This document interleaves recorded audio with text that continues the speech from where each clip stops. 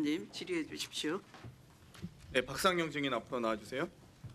예, 대한민국 검사의 대표 상징이 윤석열 검사가 됐다는 현실이 매우 안타까운 것 같습니다.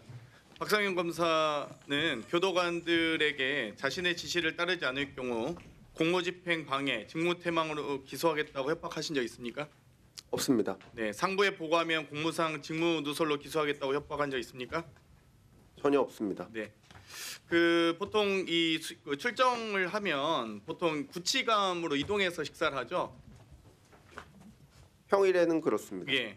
그런데 이 이화영, 김성태, 방용철이 5월 17일에 이 저녁 식사를 위한 구치감으로 이동했다는 자료가 없는데 혹시 이거는 어떻게 보십니까? 교도관들의 출정 기록 누락인가요? 단순 누락? 제가 그 부분 잘 모르겠습니다. 모르겠어요? 예. 6월 21일 출정 일지에 5시 5분에 안부수의 딸이 검사실에 와서 안부수 면회 가능 여부에 대해서 물어봤고 조사 중인 가족 면회는 안 된다고 했으나 결국 만남이라고 교도관이 작성해 놓은 자료가 있습니다. 여기에 대해서 혹시 이 안부수의 딸의 이 접견을 허용했습니까? 검사로서? 네, 그때 당시 안부수 씨가 조사 중에 그 자신의 휴대폰을 딸 집에다 있냐만 말씀. 뒀다고 해서 딸한테 그것을 가지고 오라고 해서 그래서 그것을 만남 증거로 허용했죠. 받았습니다. 네, 알겠습니다. 들어가. 예, 근데 전혀 문제 없는 내용입니다. 예, 그리고 나서 안부수 씨의 진술이 번복되는 과정이 있죠. 들어가셔도. 예, 전혀 아닙니다. 네, 들어가세요. 네. 어차피 나중에 수사하면 밝혀지겠죠. 감찰부장님 앞으로 나와주세요. 김성동 감찰부장님. 대선 2주 전에 박성재 전 법무부 장관이 5월 19일 날 감찰부장을 임명했습니다. 네. 예, 거기에 대해서 그 권한 인사권 행사가 적법하다고 생각하십니까? 정당하다고 생각하세요? 저는 공개 모집에 근무를 했고 인사위원회 면접을 거쳐서 그러니까 탄핵돼서 대통령의 권한이 고리가 되어 있는데 이미 사실상 그러니까 직무가 정지되어 있는 그러니까 이미 탄핵이 인용되어서 사실상 대통령의 권위와 권한을 상실한 상태 아니었습니까? 그런데 그 상실된 대통령에 의해서 임명된 법무부 장관이 대선을 2주 앞두고 임명권을 행사하는 게 적절하다고 보세요? 인사권자의 판단은 제가 관여할 부분은 아닌 것 같습니다. 네. 그러면 이 비상계엄에 대해서는 위헌적이었다고 생각하세요? 12.3 비상계엄? 검찰에서 이미 위법성을 인정한 터 위에서 기소한 것으로 알고 있습니다. 8월 19일 날 정성호 법무부 장관이 감찰 지시라고 이 수사 3과 감찰 3과에서 김윤용 당시 과장이 21일에 김정민, 남경민 수사관 입건하죠.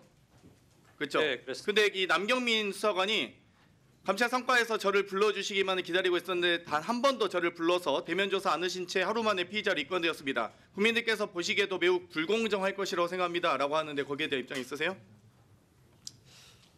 구체적인 지금 사안에 대해서 말씀드리기 곤란합니다. 한 차례 소환 조사 없이 입건한 것에 대해서 적당한 절차였냐고 물어보는 겁니다. 적당한 절차라고 보세요? 여러 국민적 의혹이 있었기 때문에 부실 감찰 의혹이 있겠죠? 당연히. 저희는 철저히 하기 위해서 필요한 조치를 취했습니다. 21일 날 입건하고 나서 27일에 김윤용 감찰부 수사 3과장이 감찰 3과장이 바로 일주일 만에 중앙지검으로 발령이 나요. 여기에 대해서 어떻게 보세요? 감찰 과정이 부실했습니까? 아니면 이분의 감찰 과정과 의지가 부족하다고 봤습니까? 아니면 단순 그냥 인사이동이었습니까? 인사이동 시기에 발령을 받은 것입니다. 그럼 제대로 조사라도 하고 제대로 감찰을 하고 나서 입건해도 되지 왜 이렇게 감찰을 서둘러내요? 혹시 감찰 입건 바로 하라고 지시하신 바 있습니까? 감찰부장이? 저희는 감찰 과정에서 필요한 조치들을 취했습니다. 그러니까 지휘하실 거 아니에요? 그러니까 뭐 언제 그러니까 소환을 해라 혹은 출석 조사해라 대면 조사해라 이 정도의 얘기는 할 거 아니에요? 그러니까 각 단계별로 무조건 사람을 부른다고 이렇게 되는 것이 감찰이 필요한 부실했다라는 의혹이 단계가 있습니다. 있습니다. 그래서 혹시 사퇴하실 의사는 있으세요? 없습니다. 없습니다. 알겠습니다. 들어가셔도 좋습니다. 김영석 마조부장님 앞으로 나와주세요. 국민대 도이치모터스 주식 취득 사건 아시죠? 네. 그 국민대가 이사회 심의 의결 없이 도이치모터스 주식 30만 주를 매입했습니다. 심지어 금융투자업 등록도 안 한 무자격 업체와 수의계약을 통해서 했고요. 자문료, 성공보수 6억 9천만 원을 지급했습니다. 이 당시 검찰이 2023년 8월에 이사회에 계속 보고되었으므로 사실상 심의 의결에 준한다라는 말도 안 되는 논리로 무혐의 처분을 했어요. 이 당시 김영석 부장이 이 해당 사건 부장검사 맞습니까?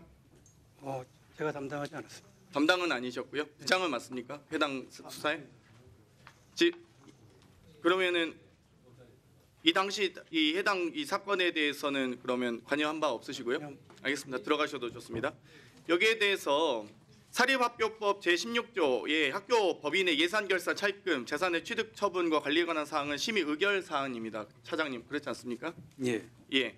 그리고 자본시장법 17조에도 금융투자법, 투자업 등록 없이 투자 자문을 영위할 수 없다라고 하는데 국민대가 등록되지 않은 자문사와 수의계약을 맺고 수억을 지급했고요. 심지어 도이치모터스 주식 같은 경우는 손실을 보고 팔았음에도 불구하고 무슨 손실을 봤는데 자문료 뭐 자문을 받았으면 줄 수 있지만 성공 보수비 명목으로 무자격 업체에게 6억 9천만 원을 지급합니다. 여기에 대해서 지금 검찰이 무혐의 처분했어요. 어떻게 보십니까? 의원님 죄송합니다. 저도 그 내용을 처음 듣는 이야기라서 미리 지금 김건희와 관련된 뭐 지금 도이치모터스부터 해서 도이치파이낸셜 뭐 명품백 등등 해서 다 지금 무혐의 주고 있는데 국민대 같은 경우는 김건희 씨에게 박사학위를 수여하고 또 심지어 국민대 이사장은 지금 뭐 무려 4년이나 국감 출석을 불응한 채 도망다니고 있어요. 심지어 국민대가 이 중앙행정심판위원회에 이 다시 한번 이 재산 처분에 대해서 심의 의결을 요청했는데 둘 다 이 심판원에서도 중대한 위법이다라고 판단해서 위법이라고 판단했는데 이 검찰만 무혐의했습니다. 이거 누구의 도대체 이 무혐의 과정에서 누가 이렇게 했는지는 좀 제가 보기엔 대검 감찰부장께서 감찰할 가능성이 낮아 보이는데 어떻게 생각하세요? 교육부 감사와 중앙행정심판위원회에서 다 위법 중대한 위법이라고 했는데요. 무자격자에게 자문받고 성공보수 지급하고 심지어 손해까지 입은 이 도이치모터스 주식에 대해서 제가 보기에는 재수사하셔야 될 것 같은데요. 한번 문제가 있는지 의원님 살펴보고 보고드리도록 하겠습니다. 이 무혐의 준 검사의 지휘 라인도 다 함께 조사하셨으면 좋겠습니다. 예. 이상입니다. 네, 수고하셨습니다.